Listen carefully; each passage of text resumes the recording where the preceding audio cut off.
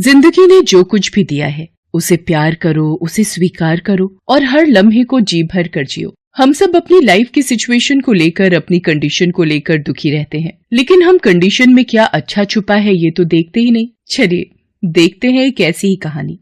कुछ समय पहले की बात है। राधेपुर नाम के गांव में मुरली नाम का एक आदमी रहता था। मुरली गांव के मंदिर में सेवक का काम करता था। मंदिर की साफ सफाई करना और बाकी अन्य जो भी काम होते थे वह सारे काम कर लिया करता था, लेकिन वो अपनी जिंदगी से हमेशा हैरान परेशान रहता था। उसे लगता था कि ये सब मेरे साथ ही क्यों हो रहा है। ऐसे ही इस मंदिर में काम करते समय मुरली भगवान की मूर्ति के सामने खड़ा हो गया और भगवान से कहा, आपकी जिंदगी कितनी बढ़िया है, बस आराम से ही एक ही जगह पर खड़े रहना है, कुछ नहीं करना। और मेरी जिंदगी देखो कितनी कठिन है, कितने दुख और दर्द दिए हैं आपने मुझे, और खुद एक जगह बस आराम से खड़े हो।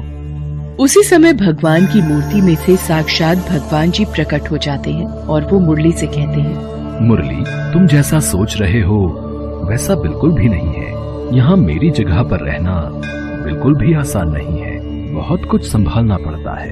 कैसी बात कर रहे हो भगवान आप? अगर ऐसा है तो आप एक दिन के लिए मेरी जिंदगी जी कर देखो और मैं आपकी जिंदगी जी कर देखता हूँ। मुरली, मेरी जगह पर रहकर बहुत संयम रखना होता है, तुमसे ये नहीं होगा। क्यों नहीं होगा? जरूर होगा।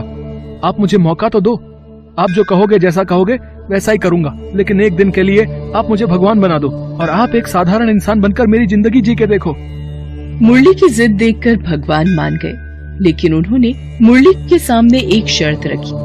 देखो मुरली, बहुत सारे लोग आएंगे तुमसे, कुछ भी कहेंगे, लेकिन तुम्हें केवल उनकी बातें सुन लेनी है, लेकिन कोई प्रतिक्रिया नहीं देनी। वो चाहे प्रार्थना करें या तुम्हें अच्छा बोले या तुम्हें बुरा बोले, तुम्हें केवल सीधे ही खड़े रहना है। ना ही तुम्हें कुछ बोलना है और ना ही तुम्हें अपनी जगह से हिलना है, बिल्कुल मूर्ति की तरह खड़े रहना है। हाँ भगवान, मुझे मंजूर है, आपने जैसा कहा है मैं बिल्कुल वैसा ही करूंगा। बस आप भी एक दिन के लिए मेरी जिंदगी जी कर देखें। ठीक है, अब तुम एक दिन के लिए भगवान बन जाओ और मैं तुम्हारी तरह एक दिन जिंदगी जीता हूँ।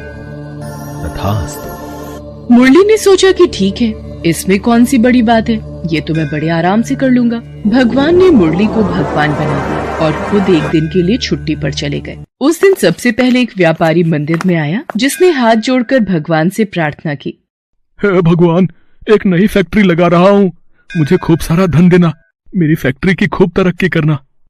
ऐसा बोलते हुए व्यापारी जैसे ही भगवान के चरणों में झुका, उसका बटुआ नीचे गिर गया। व्यापारी अपना बटुआ वहीं भूलकर वहां से चला गया। मुरली को लगा